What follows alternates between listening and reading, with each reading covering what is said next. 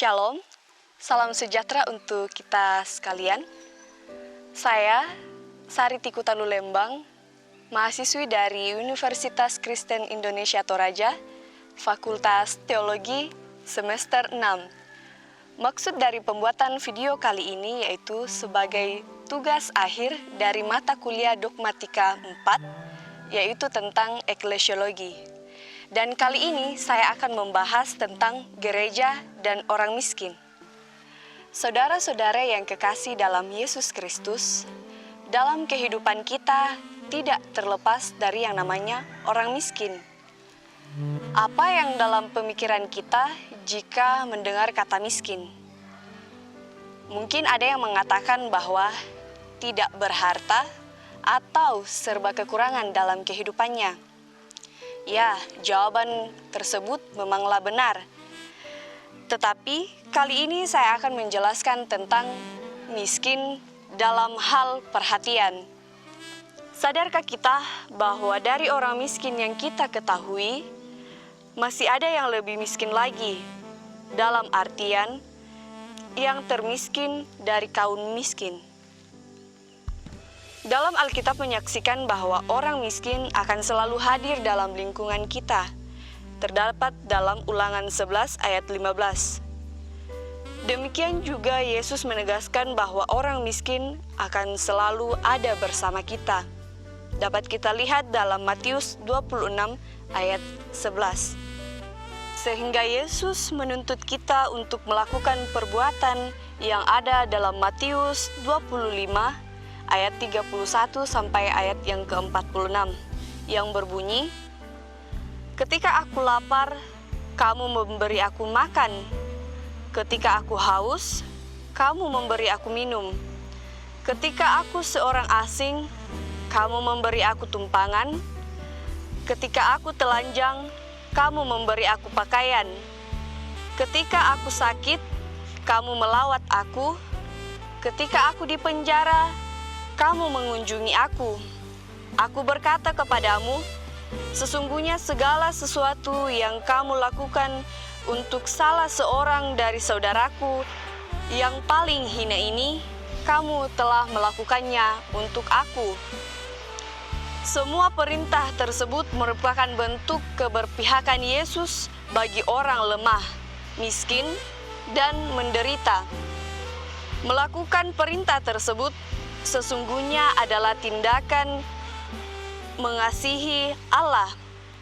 Namun, bila tidak dilakukan, maka yang terjadi adalah sebaliknya, yaitu kita tidak mengasihi Allah. Saudara-saudara yang kekasih dalam Yesus Kristus, apakah kita sudah memberikan perhatian kepada orang miskin? Ataukah kita justru menindas mereka dalam kehidupan kita? Kadangkala kita pilih kasih dan memilih untuk memperhatikan yang kuat, sedangkan yang miskin atau yang lemah kita justru menindasnya. Jika kita menindas mereka, itu sama saja kita tidak mengasihi Allah. Gereja pada saat ini dituntut untuk melakukan perintah Yesus dalam kehidupan untuk memperhatikan orang miskin dari antara kaum miskin, karena Yesus sudah mengajarkan kita untuk memperhatikan yang miskin di sekitar kita. Tindakan itu juga sudah dijelaskan oleh Rasul Paulus tentang persekutuan di dalam Kristus sebagai tubuh yang terdiri dari bermacam-macam anggota. Ada anggota tubuh yang elok rupanya dan ada pula yang tidak. Anggota-anggota tubuh yang perlu diberikan perhatian dan penghormatan khusus adalah anggota tubuh yang tidak elok dan tidak terhormat. Dapat kita lihat dalam 1 Korintus 12 ayat 23 sampai 24. Pada kaum miskin terdapat orang-orang yang lebih miskin dan menderita, atau konkretnya disebut sebagai kaum yang termiskin dari yang miskin. Yang umum terjadi dalam kehidupan umat manusia adalah di antara kaum miskin itu ada kaum perempuan dan anak-anak yang harus menanggung beban ganda kemiskinan. Dalam konteks Alkitab, perempuan dan anak-anak adalah warga masyarakat terendah.